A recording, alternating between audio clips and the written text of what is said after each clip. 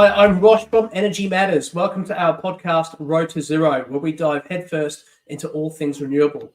Join us as we chat with industry experts, tech specialists, and some of your favourite TV and radio personalities, asking the renewable energy questions that you want answers to. Our goal, a zero carbon future.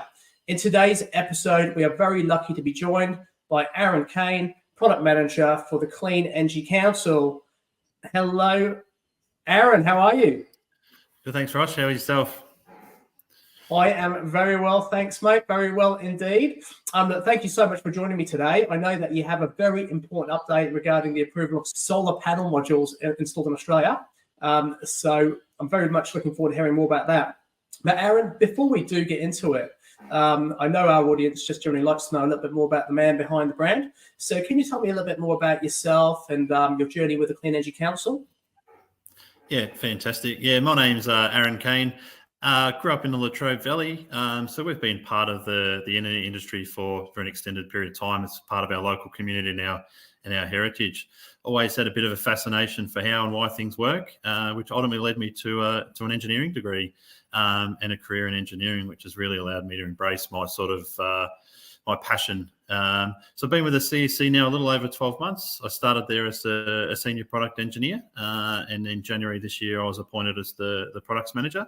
And I'm very excited to be part of this renewable journey in the road that we get to pave as we transition towards renewables and away from fossil fuels. That's absolutely fantastic, Aron. And what does being a product manager involve? So part of my role involves an approved product list. So we run an approved products program for various organisations and government agencies and the like, and we also do provide some technical expertise to the industry. So we have representation on standards committees and the like, so we can make sure that we can further help the industry and be part of the growth of the industry with those said standards and the like. Which is absolutely fantastic. So, Aron, I know that I saw a media release come through only 24 hours ago. I know there's been some major changes in terms of standards, which are effective from the 1st of October. Can you provide an update as to what that's all about? Yeah, so the updated International Electrotechnical Commission, the IEC standards for PV modules, that's the organisation that prepares and publishes international standards for all electrical, electronic and related technologies, will soon be implemented by the CEC. So from the 1st of October 2024, all PV modules approved by the Clean Energy Council will need to be comply with the 2021 edition of the IEC 6125 series with some limited expectations. And what was the reason for this change? The reason for the change is the recent update with the IEC and the Australian standards for PV modules. So as we know, standards are updated regularly and consider a broad range of factors such as safety, technology and performance enhancements as the industry transitions. So in this instance, the IEC 61215/2021 standard for PV modules was updated recently to capture such factors. So in parallel to this, Australia updated its installation standard AS 5033, which calls out the requirement for PV modules to be qualified to the latest version of the IEC 61215 series. Gotcha. And what does this change actually mean for the industry? So PV modules certified to the IEC 61215/2021 will have a suffix that says IEC 61215-21, including on the CEC approved products listing. Manufacturers will not be required to print this suffix on any of their product labels or manufacturing documentation. A small number of PV module products have been granted an extension until March 31, 2025 due to extenuating circumstances.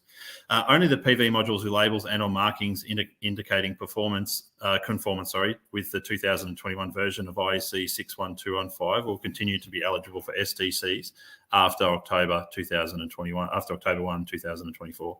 So PV module product nameplate labels generally contain a reference to the specific version of the IEC 61215 standard that the PV module is certified to. So if you're unsure of this information, please contact the supplier of your PV module manufacturer. So yeah, retailers and installers are also advised to consider the timeframe needed to clear any existing stock certified to 2016, the version of the IEC 61215 standard. So Aron, as a solar power retailer, I've got, let's say for example, I've got a few pallet loads of modules that I've bought by distribution several months ago, but they aren't certified to the 2021 certification. I mean, what do I need to do with those? So for the PV modules, products that have been granted an extension until March 31, 2025, they continue to be installed up to and including this date. For all other modules, they'll need to be installed prior to the end of the CEC listing period of the 30 September 2024. Yeah, gotcha. So essentially what I need to do is install those as soon as I possibly can do, just so I can claim STCs on those particular modules. Otherwise, I just need to kind of hold on them until they've been recertified by the actual manufacturer. Is that correct? Yes, that's correct. But regarding the recertification, manufacturers are and have been encouraged to relist their products for the 2021 standards at their earliest. So, Aaron, I've got a few quick questions for you based on that, just in terms of the impact on the industry, if any. So what are the risks to the end user having panels installed which aren't recertified? So the risk to the end users could be implications with DNSPs or SDCs having non-compliant panels installed, which they do not meet the criteria for their respective programs. Having compliant panels, the end user can be assured that their system meets the requirements for safety and performance we come to expect from such a large purchase. Yeah, fair enough. And I mean, how much notice were manufacturers and distributors actually given that this was coming up? Yeah, so the CEC have been notifying industry of the impending change for over 12 months now. So the manufacturers, distributors and retailers have sufficient time to plan their supply chain processes to minimise the impact of the change. No, fantastic. All right, thanks, Aaron. Well, that's a very, very informative update, mate. I do appreciate it. And as I said, for anyone watching or listening today, and you're a bit concerned about the impact on this and what the process is, obviously chat to your manufacturers first and foremost if you're a solar power retailer and or a distributor. And at the same token, if you are a manufacturer and, this is like a slip through the net, then certainly jump onto the Clean Energy Council's website outlined on this podcast below, or just check out the notes in the feed when we post this onto social media. Aaron, a lighter part of the conversation. All Energy Australia 2024 is coming up. I'm looking forward to seeing you. I know last year was your first foray into the exhibition and conference. I mean, I'm assuming you're excited to be here for number 2. Absolutely, yeah. Make sure that myself and my team are in attendance at the event. And like you said, yeah, it was great to be part of my first one last year and looking forward to representing the CEC and our products program in 2024. Are you going to be speaking on stage, Aaron? Am I going to see you on there talking about the product side of the CEC? We do have an allocation and time slot to do a presentation. Fantastic. I can't wait. For anyone who's not aware of the event, it is coming up very soon. So it's on October the 23rd to the 24th at the Melbourne MCEC, the Melbourne Convention and Exhibition Centre, which will be absolutely fantastic. It is going to be a huge event. So if you want to know more, jump onto our website, energymatters.com.au/events. There's a page that we've created especially for this, so you can have a read all about it. What's amazing about these events here, and I'm sure you'll agree with me, is for such a huge event with hundreds of speakers, like it's absolutely ridiculous in terms of content, education, information. It's huge, and it's completely free of charge to register. So, which blows my mind, because you'd spend hundreds of dollars, if not thousands, to see the caliber of the speakers that we have at this event. So for us and for Energy Matters and for everyone else in the industry, it's an absolute barnstormer. I mean, what are you looking forward to yourself from this year's event? Just to see if we can leverage off what was last year. Like the sheer size and scale last year was phenomenal. So yeah, looking to see what's bigger and better this year. Very excited to be part of it. No, absolutely, mate. Well, look, thank you so much, Aaron. I'm looking forward to seeing you there. I know there's a bit of a height difference between us. I'll be looking up for you once we're there. And look, once again, thank you so much for joining us today with the update. It's super informative, very, very important. And certainly if anyone watching this or listening to this today has any questions, do contact Aaron and the products team at the Clean Energy Council at your earliest convenience just to find out more information, to see if there is going to be impact to how you run your business. And obviously from an end user's perspective, for a consumer, if you've already been installed with solar power, nothing to worry about whatsoever.